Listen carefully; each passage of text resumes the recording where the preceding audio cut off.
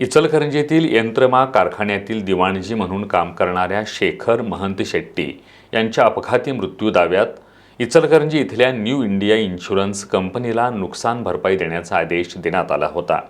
मात्र कंपनी नुकसान भरपाई देण्यास टाळाटाळ करत होती. अखेर न्यायालयाच्या आदेशानं इन्शुरन्स कंपनीच्या जंगम मालमत्तेची जप्ती सुरू केल्यानंतर 18 फेब्रुवारी 2026 रोजी सायंकाळी उशिरा महंत शेट्टी यांची नुकसान भरपाई न्यू इंडिया इन्शुरन्स कंपनीनं न्यायालयात जमा केली. Advocate C.B. कोरे यांच्या युक्तिवादामुळं महंत शेट्टी यांच्या वारसाला न्याय मिळालाय. शेखर महंत शेट्टी आणि त्यांची पत्नी महादेवी हे इचलकरंजी इथल्या भोनेमाळ परिसरात राहत होते. शेखर महंत शेट्टी हे एका यंत्रमाग कारखान्यात दिवाणजी म्हणून काम करत होते. महंत शेट्टी हे कामावर जात असताना 13 जानेवारी 2017 रोजी त्यांचा अपघाती मृत्यू झाला. त्यानंतर त्यांची पत्नी महादेवी यांनी पतीच्या अपघाती मृत्यू प्रकरणी टँकर मालक आणि न्यू इंडिया कंपनीविरोधात न्यायालयात नुकसान भरपाईसाठी दावा दाखल केला होता. मात्र इन्शुरन्स कंपनीचे वकील ॲडव्होकेट दंडगे यांनी कामकाज चालवण्यात टाळाटाळ केल्यानंतर न्यायालयाने कंपनीचे वकील बदलले होते. सन 2024 मध्ये इचलकरंजी न्यायालयातील जिल्हा सत्र न्यायाधीश M.A. भोसले यांनी अपघातग्रस्त महंत शेट्टी यांच्या वारसांना नुकसान भरपाई देण्याचे आदेश दिले होते. मात्र न्यू इंडिया इन्शुरन्स कंपनीकडून नुकसान भरपाई देण्यास टाळाटाळ करण्यात आली. अखेरीस मयत शेखर महंत शेट्टी यांची पत्नी महादेवी यांनी न्यायालयात नुकसान भरपाईसाठी न्यू इंडिया इन्शुरन्स कंपनीच्या जंगम मालमत्तेच्या जप्तीची मागणी केली. त्यानुसार न्यू इंडिया इन्शुरन्स कंपनीच्या जंगम मालमत्तेची जप्ती करण्याचे आदेश जिल्हा सत्र न्यायाधीश M.A. भोसले यांनी दिले. न्यायालयाच्या आदेशानुसार 18 फेब्रुवारी 2026 रोजी इचलकरंजी इथल्या न्यू इंडिया कंपनीच्या कार्यालयातील जंगम मालमत्तेची जप्ती सुरू केल्यानंतर सायंकाळी उशिरा इन्शुरन्स कंपनीने महंत शेट्टी यांची अपघात नुकसान भरपाईची रक्कम न्यायालयात जमा केली. ही माहिती महंत शेट्टी यांचे वकील ॲडव्होकेट C.B. कोरे यांनी दिली आहे.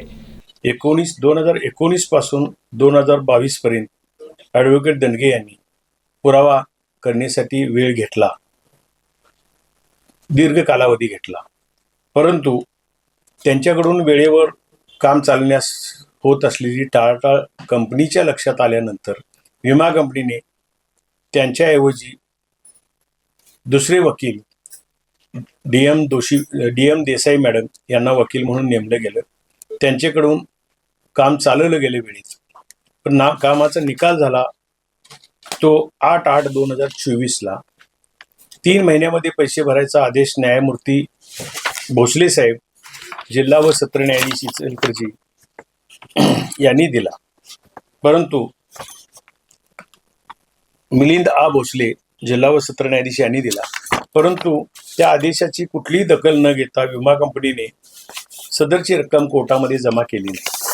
शेवटी नाइलाज असतो की माझ्या पक्षकार महादेवी महंत शेट्टीसाठी की आम्ही वसुलीची दरखास्त दाखल केली रक्कम वसुलीसाठी. तर त्या दरखास्तीमध्ये सुद्धा त्यांनी वकीलपत्र घातलं. परंतु वकीलपत्र घालून पैसे कधी भरतो हे उल्लेख न करता फक्त एवढाच उल्लेख केला की दरखास्तीला म्हणणं मांडतो. तर दरखास्तीला म्हणणं मांडतो हा त्यांनी युक्तिवाद केला लेखी, म्हणजे एकच अर्ज दिला. शेवटी तरी पण वेळेत पैसे भरले नाहीत म्हणताना न्यायमूर्ती भोसले साहेब यांनी न्यू इंडिया इन्शुरन्स कंपनीची जप्ती करून वसुली करावी अशा पद्धतीचा आदेश दिला. या आदेशाकडे सुद्धा दुर्लक्ष केलं गेलं आणि त्यानंतर शेवटी की महादेवी महंत शेट्टी यांच्या उपस्थितीत व न्यायमूर्ती भोसले साहेबांच्या आदेशान्वये बेलीपांच्या मार्फत तारीख डॅश रोजी की न्यू इंडिया इन्शुरन्स कंपनीची जप्ती सकाळी 12 वाजल्यापासून जंगम जप्ती संध्याकाळी 5:30 वाजेपर्यंत चालू होती. त्यासाठी जप्तीचं मटेरियल नेण्यासाठी ट्रकही खाली बोलवले होते.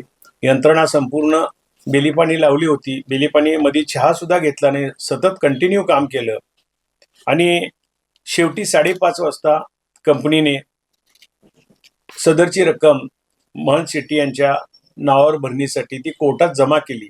दरम्यान न्यू इंडिया इन्शुरन्स कंपनीनं यापूर्वी देखील अपघातग्रस्त कुटुंबियांच्या नातेवाईकांना भरपाई देताना टाळाटाळ केल्यानं इन्शुरन्स कंपनीला न्यायालयानं दंडही ठोठावलाय, अशी माहिती ॲडव्होकेट CB कोरे यांनी दिली आहे.